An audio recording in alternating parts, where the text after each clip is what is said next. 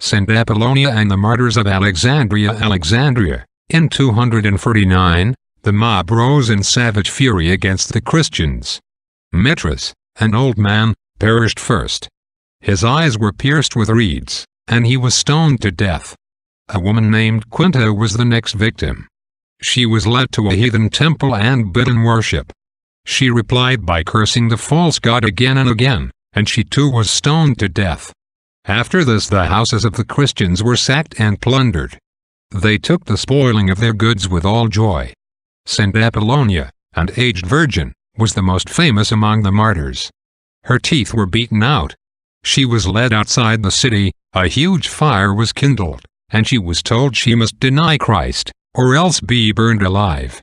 She was silent for a while, and then, moved by a special inspiration of the Holy Ghost, she leapt into the fire and died in its flames. The same courage showed itself the next year, when Decius became emperor, and the persecution grew till it seemed as if the very elect must fall away. The story of Dioscorus illustrates the courage of the Alexandrian Christians, and the esteem they had for martyrdom. He was a boy of 15.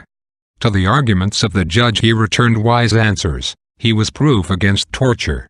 His older companions were executed, but Dioscorus was spared on account of his tender year 3.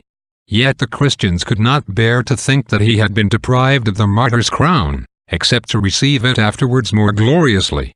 Dioscorus, writes Dionysius, bishop of Alexandria at this time, remains with us, reserved for some longer and greater combat.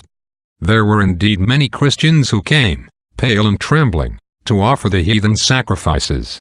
But the judges themselves were struck with horror at the multitudes who rushed to martyrdom.